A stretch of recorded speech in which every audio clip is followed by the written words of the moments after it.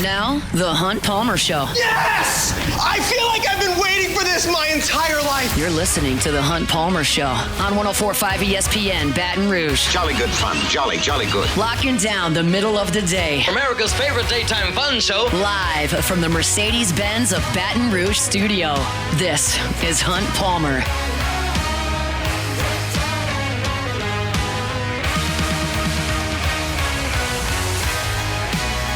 Hour 2. Monday edition of the Hunt Palmer Show brought to you by Gulf Coast Office Products, gcopnet.com. All your printing, scanning, copying needs, Gulf Coast Office Products.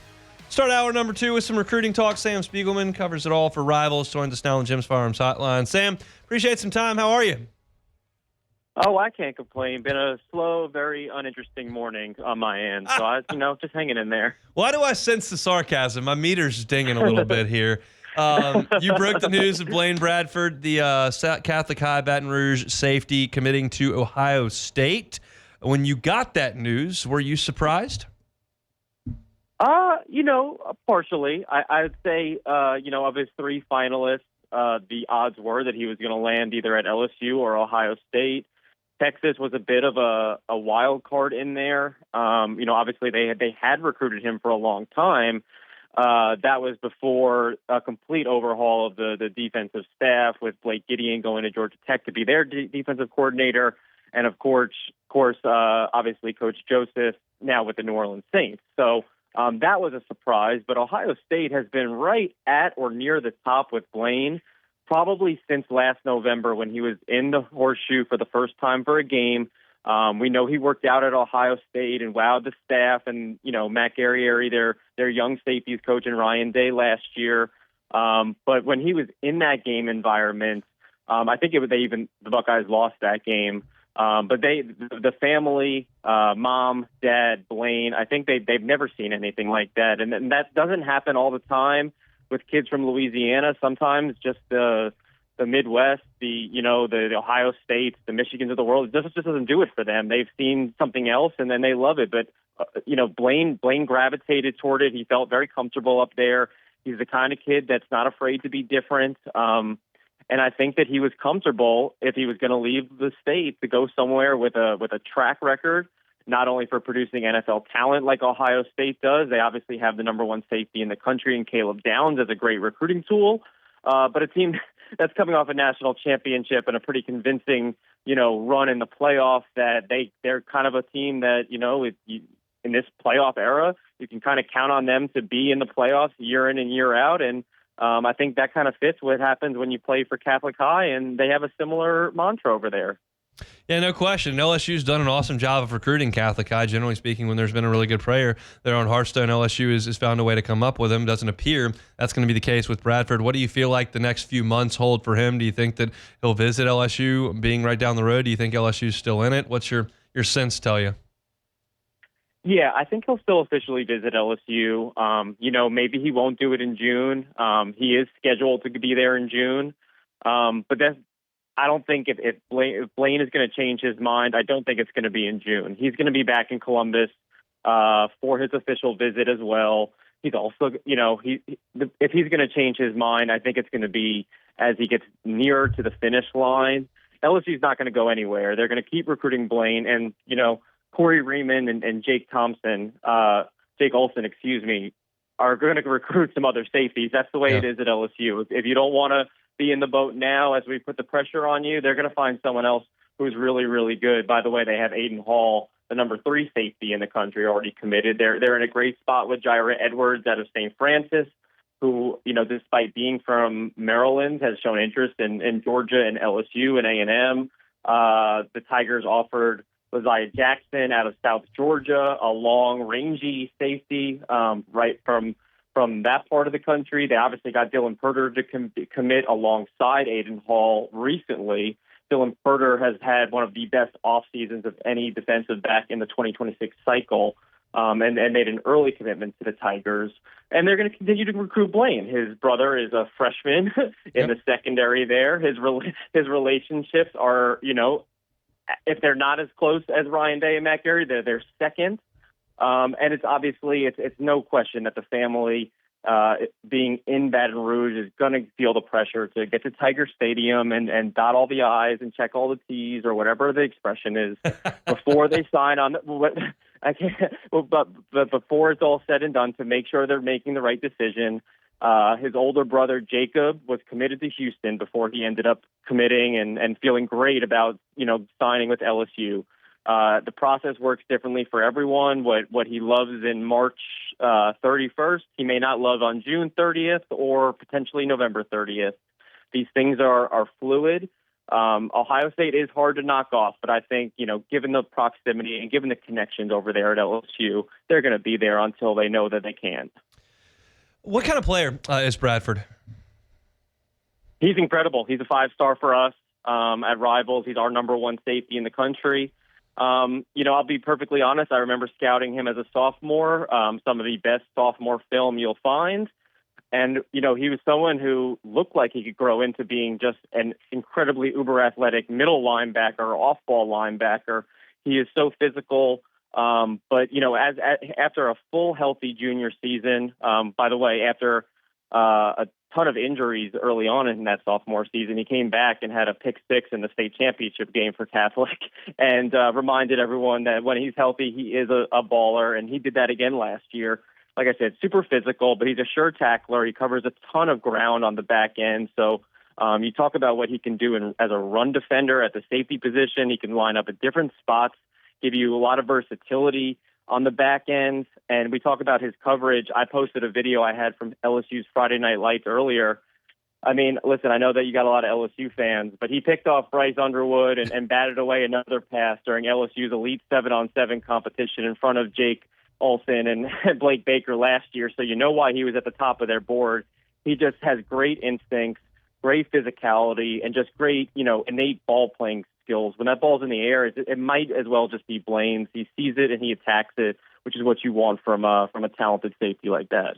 Chatting with Sam Spiegelman, covers recruiting for Rivals. Broke the news earlier today that Blaine Bradford committing to Ohio State from right here in Baton Rouge. He's part of a huge in-state crop here in the 2026 class that's about to finish their junior school year and then head into their senior years coming up in the fall.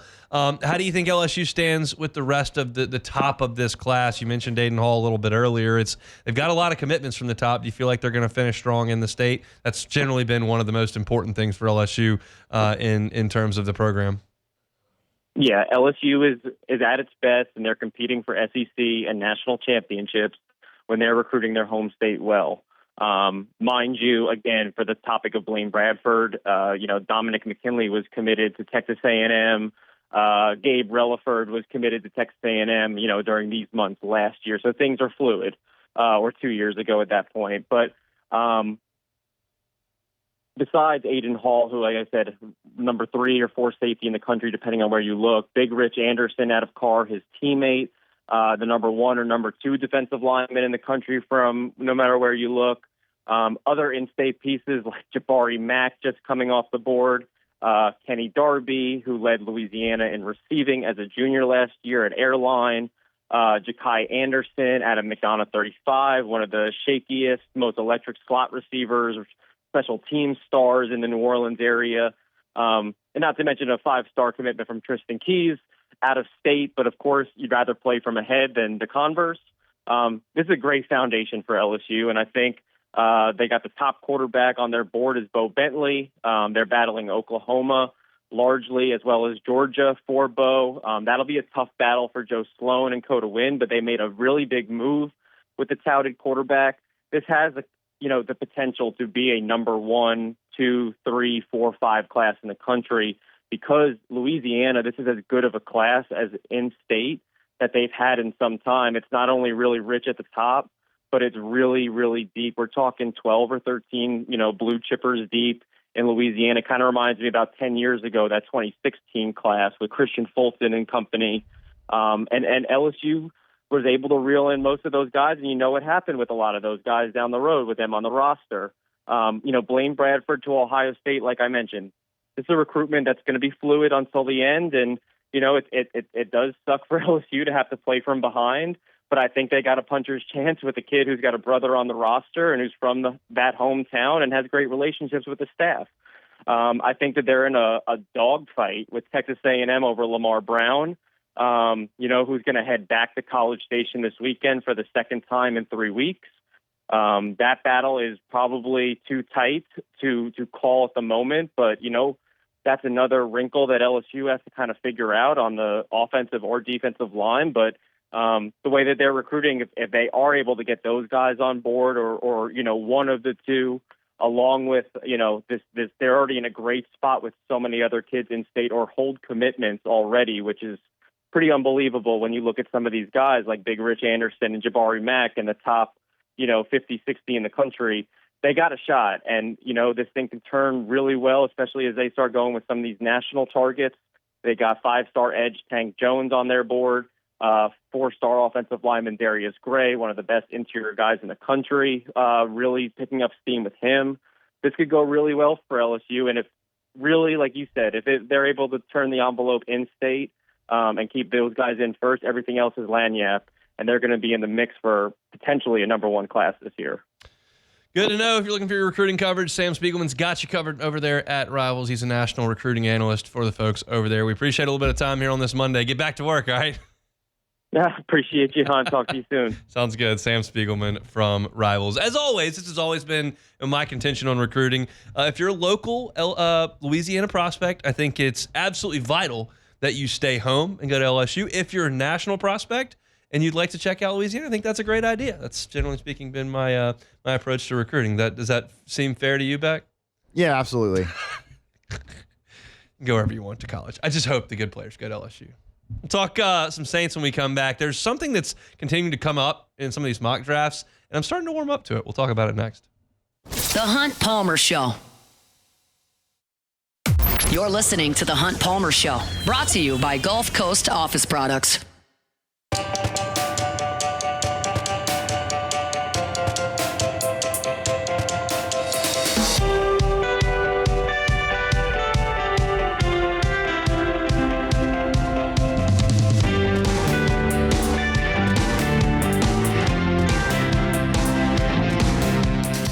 Monday show is brought to you by Gulf Coast Office Products, GCOPnet.com. Printing, scanning, copying needs, Gulf Coast Office Products. Got you covered. Appreciate Sam Spiegelman for a few minutes on some football recruiting. LSU's class still looks very, very good, but obviously you got a 5-star right there in your backyard, and his brother's on the roster. You feel like you got a pretty good chance to reel him in. LSU's going to have to do some more work to make that happen with Blaine Bradford. So we'll see how that plays out over the course of the next 5 or 6 months. All right, let's talk some Saints. Was reading up today. ESPN's got a piece out talking about the best fit for every high-end prospect on the draft board. Matt Bowen wrote it and put it together. And for the Saints, he likes Missouri Tigers right tackle Armand Membo. Now, I gave this a lot of thought. I'm like, okay, offensive line again. Trevor Penning, offensive line. Taliesin Fuaga, offensive line. You know, they took early draft picks on Cesar Ruiz with the first-round pick, or McCoy's second-round pick. Like, they have put a lot of resources into the offensive line. Do you really want to try that again? And as I thought about it, I just went, you know what? Yes, I do. I think that's fine. Matt has said this quite a few times on After Further Review. I would echo the sentiments. Like, you would be hard-pressed to find a position the Saints would draft that I didn't think it was a good idea. And while they do have a former first-round pick at right tackle right now, I think if you feel like you're bringing in a Pro Bowl caliber player, and a lot of people think Membo could be that type guy, to go with Taliesin Fuaga on the other side, like, you do that. Because there's a reasonable chance, I would say better than 50%, maybe as high as like 80 or 90%, that the Saints do not pick up Trevor Penning's fifth-year option. They have to make that determination here coming up. I don't think that's going to happen based on last year's play alone. He didn't really play before that. And so he plays one more year. If you can bring him back to be a depth piece at a discount, like maybe he walks. But I'm not letting Trevor Penning block an elite level player, not the actual term like an alignment block, like get in the way of in terms of the development of the roster. If you feel like Membo is the best option on the board where you pick at 9, you don't say, yeah, we got Trevor Penning, let's go somewhere else. Like, no. You bring him in, you kick Penning down to guard as a reserve, and you're off and running with 2 bookend tackles. I don't think there's anywhere on the roster where Kellen Moore goes from great situation and takes a bigger step down than right tackle, because you're talking about maybe the best right tackle in football, Lane Johnson, that Kellen Moore was just playing with. Guy on the left side, not too bad either. The Eagles' offensive line was great, even with Kelsey retiring and not playing center last year. Great offensive front. And that's got to set the foundation for your offense. And we all think that beyond 2025, that there's going to be a young quarterback playing for the Saints. What better way to break in a young quarterback than with 2 tackles who are 22, 23 years old on rookie deals and emerging into their young prime? That's ideal. So, yeah, you've got a young player that you've heavily invested in at right tackle. That would not stop me from taking another right tackle, and in this case, Matt Bowen agrees with that. Now, you look at the profile of Mimbo. Again, he just turned 21. He was the starting tackle at Missouri the last 3 years, and he did not allow a single sack in 2024. Pretty good league to not allow a single sack in. You're talking about a guy who did not do the agility drills at the combine, but his relative athletic score is a 9.90. Now, that makes a lot of Saints fans want to jump off a building, but we know that the Saints front office prioritize it, so not talking about it would be stupid. And again, you're talking about a 9.9 relative athletic score. That's 16th out of 1,500 offensive tackles that have entered the league since 1987. Again, 16th out of 1,500 that have entered the league. So this is one of the most athletic big men in this draft, and really that's come out in decades. So when you start to think about his profile, what the Saints prioritize with this front office, and then you add Kellen Moore to it and see where he just came from, where they had success in Philadelphia, and it was with the great offensive line, it starts to make a lot of sense that the Saints might take a look at offensive line at number 9. And again, I'm okay with it. I think there was a time a couple weeks ago where I was like, could you just use the guys you got there and maybe address a different position? Like, what do you have at safety? Nothing? Are you really that confident at corner? Don't you need a playmaker at wide receiver? Look at what you trotted out there last year. Do you go quarterback? Like, there's so many options there that it can be overwhelming. Don't you need somebody in there to stop the run? Where are your pass rushers? Like, it's a lot. There's a lot they got to do. And I see young, former first-round picks on the offensive line, and I think to myself, don't do that. You already did that. But the more you drill it down, you go, okay, it makes sense if they want to do it. And again, that goes back to the point of, like, whatever the Saints decide to do, you can get on board with it. They just need to hit. There is nothing more important to the next great Saints team. Let's call it that way. There's nothing more important to the next Saints great team than the next 2 or 3 drafts. Nothing. And that starts with the first pick in this one. And if you can get he just turned 21, a 21-year-old freak athlete of a right tackle to pair with Taliesin Fuanga, who we feel like is a potential Pro Bowler moving forward, that's a really, really good foundation for your offense, because you've already got one of the best centers in the National Football League snapping the ball. You pair with Pro Bowl level tackles, well, then you start to mirror one of the biggest things that got you over the hump the first time in 2009 when you had the best offensive line in football. You start to get back towards that. Now, the guy behind the offensive line for that team, pretty important. The guy behind the offensive line for this team, but you understand the premise. Like, if you can build from there, it makes a lot of sense. So I'm on board with that. Not saying it you have to. Like, last year we were sitting there going, if they don't take an offensive lineman, like, they're cooked. Like, they can't field a proper offensive line. I don't feel like that with this pick. Like, they can go pretty much anywhere.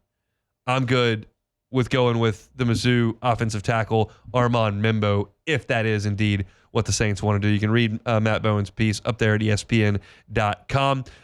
You mentioned Will Campbell in that piece as well. It's a guy that the Saints could look to identify, and I would be perfectly fine with that as well. He can play guard or tackle.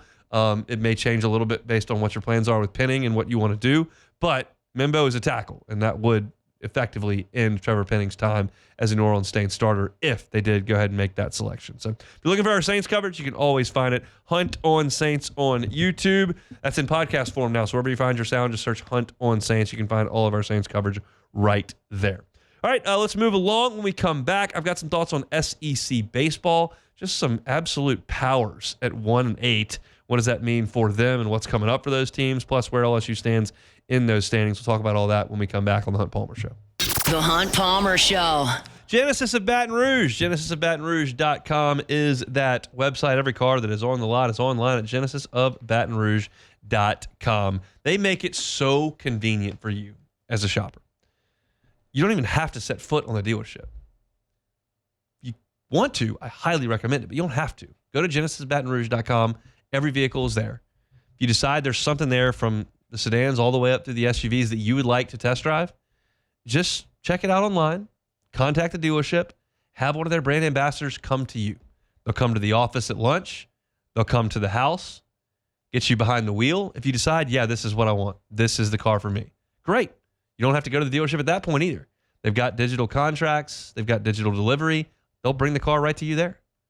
It can't be any easier. And every single new purchase at GenesisofBatonRouge.com comes with a 10-year, 100,000-mile warranty, comes with 3 years of complimentary maintenance.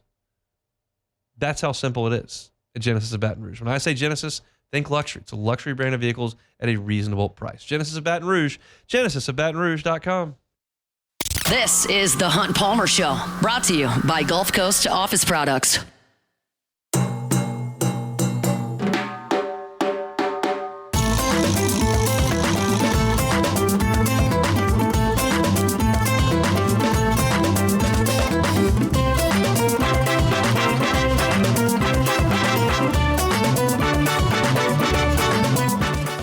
All right, Jacob Beck, let's see where you land on this. I don't know if you saw it over the weekend. There was some drama in College Station, Texas. Were you aware of this? No. Okay, perfect. I'll lay it out for you. So Texas, A&M, and Kentucky split the first two games of their series. Sunday's game was played under a travel curfew. They could not start a new inning after 4:30. Kentucky had to catch a flight, get back to Lexington. So that was put in play well before the game started. In the bottom of the eighth inning, Texas A&M was trailing Kentucky 10-5. And A&M was hitting in the bottom of the eighth. And the clock was ticking towards 4:30. It was 4:28. So Kentucky's pitching, A&M's in the box. They're taking their time. The pitch clock's running down. Nick Mingione goes out for a visit with no one on base in a 10-5 game. And they got the clock to run out, recorded the final out. We can't play the ninth inning. Kentucky wins. Over the course of this delaying and stalling in the eighth inning, Michael Early, who's probably not in a good mood ever at this point, was screaming across the field at Nick Mingione, who was screaming back at him. Where do you stand on Kentucky playing to the clock with a travel curfew and a 5-run lead in the eighth inning? We've seen, well, at least for me anyways, I see plenty of gamesmanship, if you will. Yeah. In the game of soccer, this happens very frequently. Oh, God. Soccer. Yes. Anyway, I've seen this happen a lot. And Guys milking injuries with the lead? Well, that, and then they'll get the ball and they'll just go in the corner of the field and just protect the ball from going out. So I've seen stuff like this before. I guess it's not equal, but at the same time, the goal of what the team is doing is to waste time. Correct. So I don't agree with it. I don't think it's good for the game, but Kentucky, they didn't do anything outside of the rules of the game. They had mound visits. They used them. They did what they could do in terms of the rules. So I don't agree with it, but they didn't do anything inherently wrong or illegal that the game prevents. It's a big unwritten rules society in baseball. We understand this. And I think a lot of the unwritten rules are dumb. Yes. In this instance, and trust me, look, I'm fairly impartial here because I'm so partial. I don't like Texas A&M. You hate both of them. And I don't like Nick Mingione. Equally. So I feel like I can be an impartial arbiter here. I don't believe that is in the spirit of the game. No. And so while that may not matter to some people and you're out there to win and this is your opportunity to win the game, I think that the unnecessary mound visits is a little ridiculous. This is a sport inherently without a clock. You want to do in a soccer game, go stand in the corner and hide the ball. You want to run the Princeton offense in basketball and shoot at the very end. Like, that strategy that's like very much baked into the game. This is a fabricated rule that we made up because Kentucky has to fly back to Lexington. So I don't like it. I didn't like it. I think you ought to go out there and play, but it's certainly not gaining an unfair advantage or something. It's not like, cheating of any side. It's just bad form. Yeah. And I didn't like it. So if I was Nick Mingione, and this is hard to say because you're trying to win games, you're on the verge of winning a series at College Station. Kentucky's not off to a great start in league play. At that point, they were just 3-5 in the league. You're trying to win every game you can, and that's an opportunity to try to win the game. I would like to think from that dugout, I would just have my pitcher playing baseball. I got a 5-run lead. I've got to essentially get 5 more outs, 4 more outs, 3 more outs. I would like to think I would go ahead and play, but that's just kind of my gut. So if you'll take a look at the Baseball America poll that went out today, Texas A&M has 7 series left in SEC play. They've played 3 like everybody else. They have 7 series left. They play the number 1 team in the nation on the road, the number 2 team in the nation on the road, the number 3 team in the nation on the road, the number 4 team in the nation on the road, and the number 5 team in the nation, which is LSU, in College Station. 5 of their last 7 series are against the top 5 teams in the nation, and 4 of them are on the road. That is the most absurd gauntlet ever, and you're staring at a 1-8 conference record right now. Their odds of making the NCAA tournament, I would suggest right now, are no better than 7 or 8%. Now, are you still in the mindset that one of Florida, who's also 1-8, and Texas A&M will make the tournament? I think Florida's got a chance to make it. Their schedule is more manageable than A&M's, which anyone's would be. It's not easy. There are very few weekends that you would chalk up as very, very, very winnable in this league, and LSU is Mississippi State in Baton Rouge and Missouri in Baton Rouge are very, very winnable. Missouri's 0-9. They hadn't won a game yet. But Florida's is more manageable than Texas A&M's for sure. So Florida, just doing math, their RPI is going to look good because they played tough midweek games. They played Miami in a non-conference series. So the RPI is going to be inflated once you win games. If we think they have to get to 13 wins, which is generally what we think, they've got 21 games to play. They're going to have to go 12-9. That's doable. When you start to talk about it like in those terms, it always sounds more doable than it looks like when you just stare at the record. Like Florida going 12-9 in 21 SEC games is not inconceivable, but you're just starting in such a hole at 1-8. Mississippi State starting in a hole at 1. I mean, look at the amount of top heavy and bottom heavy through 3 weeks of SEC is really shocking to me. You've got Florida, Mississippi State, South Carolina, and Texas A&M all at 1-8, and Missouri at 0-9. That is 5 teams that have 1 or 0 conference losses, and then you go to the top, and you've got 4 teams with 1 conference loss. Arkansas, Georgia, Tennessee, and Texas all are 8-1 at this point. And then you've got kind of the middle of the pack with teams like Alabama, Ole Miss are 6-3, Oklahoma is 5-4, Auburn is 4-5, Kentucky's 4-5, Vandy's 4-5, but the tops and bottoms are just so spread, so jammed up there after 3 weeks of play. I thought that there were some interesting results over the weekend for sure. To me, you look at Arkansas going to Vanderbilt and sweeping on the road was really impressive, and Arkansas just continues and continues and continues to hit and hit and hit. It's just unbelievable. I thought the weekend between Auburn and Georgia was incredibly entertaining. Auburn probably played well enough to win 2 out of 3 in that weekend. They got swept in Athens.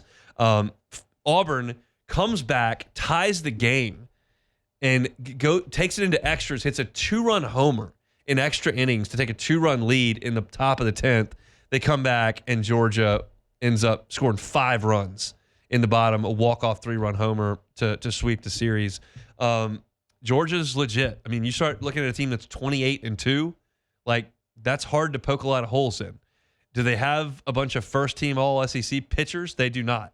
Do they have a bunch of guys that are bashing the baseball all over the yard? They very much do.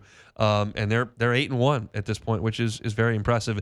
Texas is 8-1 as well. They follow up that emotional weekend where they win 2 out of 3 against LSU, win the final 2 games of that series. They go on the road to Missouri and really hammered Missouri for 3 days. It's kind of where you thought maybe a bit of a letdown spot for Texas. It's a sleepy environment. I'm always amazed when I look at Missouri's games on TV and you realize that behind home plate, between field level and the top of Pete Taylor Stadium, is 5 rows. There are 5 rows behind home plate. 5. That's a pretty sleepy place to go play. And Texas showed up and got their work done. And then credit to Ole Miss, who is now 6-3 in league play, took care of 2 of 3 against Florida, and that was a big weekend for them.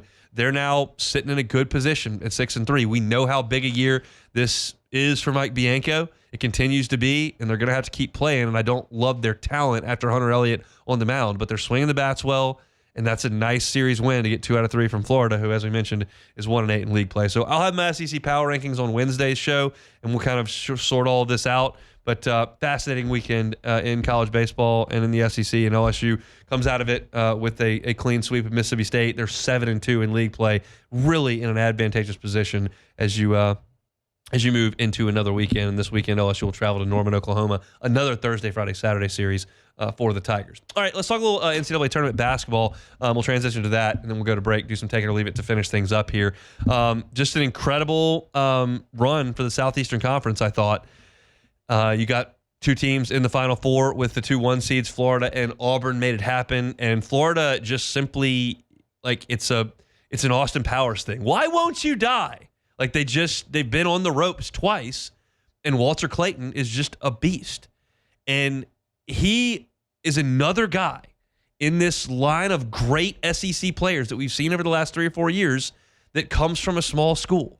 He was at Iona with Rick Pitino, and who knows what Rick saw in him as a prep player, but he clearly saw something, got him to Iona, then he ends up in Gainesville, and he's just a freaking assassin late in games.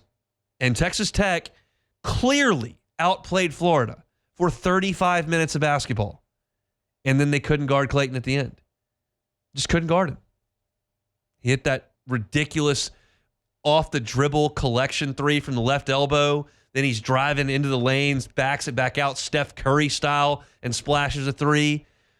I'm texting with Taylor Reyna, who works here in sales. He's a Texas Tech grad. I'm like, y'all are in the catbird seat here.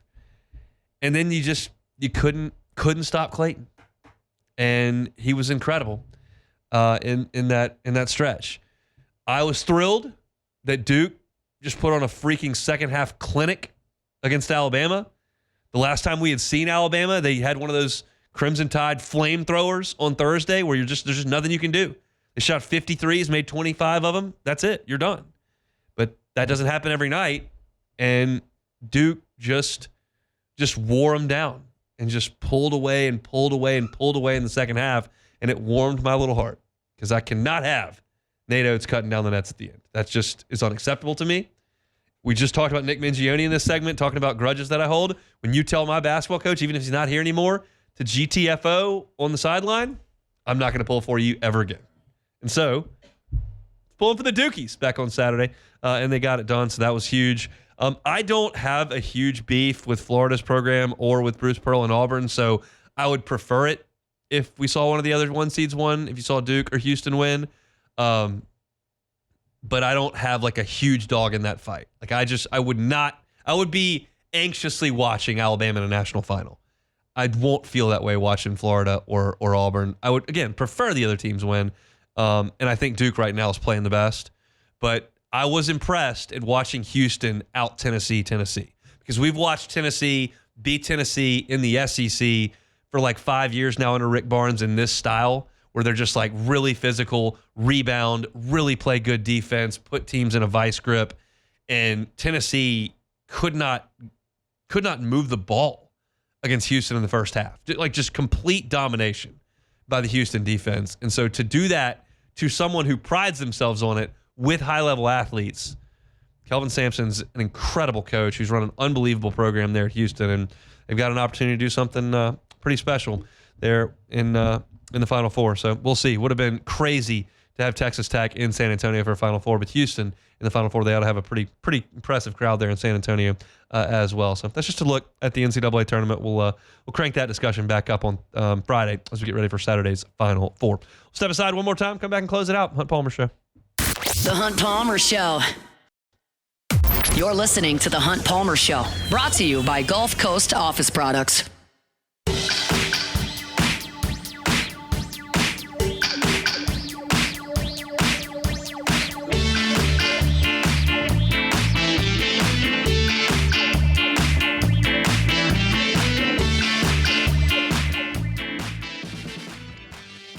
The VEX European Bracket Challenge is rolling right along. The Final Four is set. Head over to LouisianaSports.net to see how you're stacking up for the shot at winning the $1,000 grand prize. Most accurate picks overall will take home all of that $1,000. Do you have your Final Four? Do you have anyone left in the Final Four? If you do, maybe you've got a chance to win that $1,000. It's the VEX European Bracket Challenge powered by 104.5 ESPN Baton Rouge, and you can listen to live coverage of the 2025 Men's NCAA Tournament, continuing with the Final Four this Saturday. Florida and Auburn tip off at 5 p.m., immediately followed by Houston and Duke. Then coverage of Championship Monday starts at 6 p.m. Your home for the Men's NCAA Tournament, and the Final Four is 104.5 ESPN Baton Rouge. If you don't have a single team in the Final Four, then you're a dope. Like well, that's true. They're four. You got to have one seed in the Final Four. Yeah. It hasn't happened in like, what, 20 years? No. 2008, maybe? 2008, yeah. A little bit less. Yeah, almost 17. That's depressing. Now you're old, right? Jeez. Yeah. How old were you? So it was 2008? I was a sophomore in college. Wow. I'm pretty old. Yeah. It's true. Speaking of dopes, I had the entire Final Four correct. I had all the one seeds in the Final Four. I'm in a deal with friends. There are 30 entrants. I have the entire Final Four right, and I'm in 11th. You know how awful your picks have to be the first weekend to get the entire Final Four right and be in 11th? That's true, but I do remember after you made your bracket and you were like, oh, I had all one seeds in my Final Four, so I guess I'm a dummy, but it turns out you're actually smart. Turns out I'm a genius, as we all knew. Yep. Everybody keeps telling me that. Say, Hunt, you're so smart. Everything you say is right, but I just never listen to them. I guess I need to start doing that. You're always very encouraging, too, with all your thoughts. You generally really lift me up. I appreciate that. I try. Mm-hmm. Take it or leave it. Take it or leave it. Take it or leave it. Today's hottest stories in sports, news, and sometimes even Hunt's life. The question is, will he take them or leave them? You mentioned the Cubs bullpen. I'm going to be ticked. I'm not because guess what? I watched that game and I don't want to ever talk about it again because it was horrifying. First one though, stick with the MLB. The Yankees torpedo bats. Take it or leave it. I'm going to take it. If the rules say it's okay, I don't know how you can have a problem with it. Like, I like cutting edge stuff. I like trying to do something different. And this is doing something different. So I think that's cool. If it really works, everyone will be doing it in 5 minutes. They'll go to Marucci down the street and they'll say, hey, y'all got to start torpedoing these things. And everybody will be swinging it. But yeah, I mean, look, here's the deal. You know who they were using them against? The Blue Jays? The Brewers. The Brewers, and it was awesome, and they swept them, so I'm all for it. I knew it was a B team. Anybody that's crushing the Brewers has my full endorsement, and so the Yankees at this point have my full endorsement. Deal with it, Brewers. Nice 0 start. You stink. Take that, Luke Johnson. That's right, Luke. Next one, the Cubs are playing a minor league team tonight. Take it or leave it. Well, I'm going to leave that. They are not playing a minor league team technically, but they are playing in a minor league ballpark. I just saw a picture of it. There are no seating in the outfield in fair territory. It's just like flagpoles, and it looks like they're playing at Zephyr Field. It's just, I mean... The Shrine on Airline? The Shrine on Airline, which is unequivocally the worst named sports facility in the world. It's just not a name. That's a nickname. It's not a name. But yeah, it's just bad. This is. I really am excited to watch the Cubs the next 3 days because after this, they're just playing this gauntlet of Dodgers, Phillies, Diamondbacks, Ranger. It's just disastrous. Every good team in the league, it seems like they play. Let's go beat up on the need Athletics. to beat the Athletics. The Athletics. Are they called the Oakland Athletics? No, they're just strictly the Athletics. the A's or Athletics on it. They don't have. They're a team with no name or city. I'll pull That's what for they when are. Tommy White gets there, but right now, no, go Cubs. All right, last one here. Stanford, as we talked about last week, fired their coach. They've hired veteran NFL coach Frank Reich. No surprise there with the Andrew Luck ties. As the school's interim football coach for the 2025 season, it was announced today. You may be wondering why I said interim football coach. Well, both Stanford and Reich have agreed that this will only be a one-season deal, hiring a coach for 1 year. Take it or leave it. I'm going to leave it. I feel like you could hire a football coach at Stanford in March. Yeah. Like, I feel like you could. I don't understand why. so. I realize that a lot of people were in spring ball, but like that didn't stop Bo Davis from moving. Like, I realize that's going to the professional ranks, but I don't see if there's just nobody you want to hire. Like, you're going to stall out the program for a year. Clearly not going to recruit. No. Who's going to recruit? No one's going to want to go there if they know the coach is leaving in a year. So I don't really get it. I realize Stanford really doesn't care that much about football. Heard Jake and T-Bob talking earlier this morning about they have had a lot of Heisman finalists in the last 15, 18 years with Luck and Toby Gerhart and Christian McCaffrey, and all that is well and good. But, nobody goes to the games. So it's not that big a deal. I think it's interesting. I don't think it's necessarily the best thing in the world, but it doesn't really matter because no one cares about Stanford football. That's true. That's just the reality of it. Stanford, great at women's golf. Really good men's golf. Pretty good at baseball. They were anyways. They've got the all-time high school leader in Japanese home runs on their team this year. Yeah, that's pretty good. He hit a couple homers against North Carolina in a conference series. Yeah, I remember hearing about that. I'm interested to see if this Rintaro Sasaki, I believe. Interested to see if this could become a trend where some of the guys from Japan don't just go to the league over there in Japan and actually head over to the States to play. You've never really seen that happen before. Rachel Heck is on Stanford's women's golf team. She makes me feel a lot worse about myself. Yeah. She shoots like in the low 60s a lot. One of the top amateur women in the world. She's in the armed forces in some way and like flies fighter planes. If you needed anything else to make you feel less of yourself, that certainly would be one of them to really exacerbate the. She doesn't have any bylines on LouisianaSports.net though. I'll tell you that. She does not. Let me know when she gets a radio show with her name on it. Take that, Rachel Heck. Yeah, you can shoot 62. Yeah, you can fly in the military, but you can't talk about SEC baseball like this. No chance. Just trying to talk myself up back. All right, that's it for Monday. Our Monday show is brought to you by Gulf Coast Office Products. If you missed anything, you can catch it on demand wherever you find your sound. Just search Hunt Palmer Show. That's it for us. Matt's out today, so Musso is going to drive you home from 3 to 6. We're back tomorrow, same time and same place with a Tuesday edition of the Hunt Palmer Show. The Hunt Palmer Show.